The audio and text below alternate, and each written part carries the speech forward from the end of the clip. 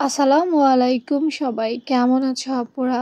আলহামদুলিল্লাহ ভালো আছি আমি প্রত্যেকটা কাজ খুব সুন্দর করে করতে পছন্দ করি। আমি কাজের বেলায় খুবই খুঁতখুঁতে একটা স্বভাবের মেয়ে। ওনার সাইড বলো, এটা একটা নর্মাল বিষয়, তাই না? তোমরা হইলে কি করতে? তোমরা হইলে জাস্ট সেলাই করে ফেলতে, এত কিছু চিন্তা করতে না, বা ভাঁজ দিয়ে সেলাই করে ফেললে ভেতরে এগুলো থেকে যেত। কিন্তু আমি নেই, এমন করতে পারি না।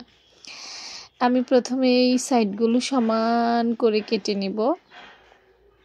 কেটে নেওয়ার পর প্রত্যেকটা জিনিস দেখব সোজা হয়েছে কিনা। দেখো এই জায়গায় কর্নারটা বাড়তি, হ্যাঁ, ডিজাইনটা তারা একটু বাঁকা করে দিচ্ছে। আমার কাছে প্রত্যেকটা জিনিস যদি নিখুঁত না হয় ভাল লাগে না। নিখুঁত করতে গিয়ে আমি অনেক সময় অপচয় করি, অনেক সময়। সিম্পল এই ওড়নার সাইডটাও আমাকে নিখুঁত করে সেলাই করতে হবে।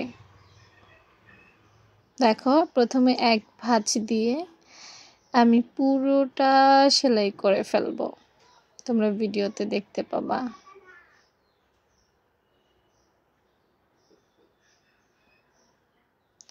নিখুঁত কাজ করতে হলে একটু আস্তে আস্তে কাজ করতে হয়।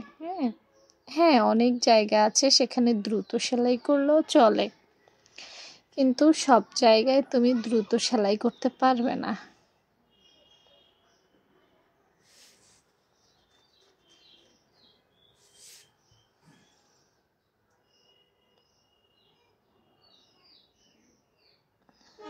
বাড়তি সুতার মাথাটা আমি কেটে দিলাম।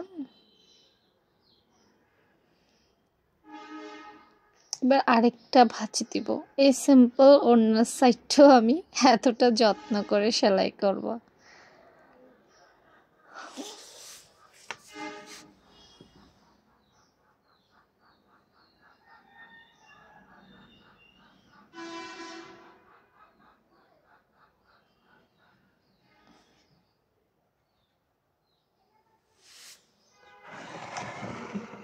তো দেখো আপুরা, এখন দুইটা ভাঁজ দিয়ে করার পর দেখছো, এখনই কিন্তু দূর থেকে দেখা যায় যে ফিনিশিংটা অনেক সুন্দর হয়েছে, তাই না? আর আমি যদি নর্মালি ভাঁজ দিয়ে সেলাই করে ফেলতাম এতটা সুন্দর কিন্তু হইতো না।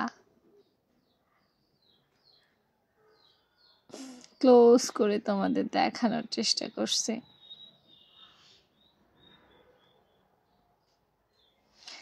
তো সবাই কেমন আছো লিখতে ভুলো না। আল্লাহ হাফেজ।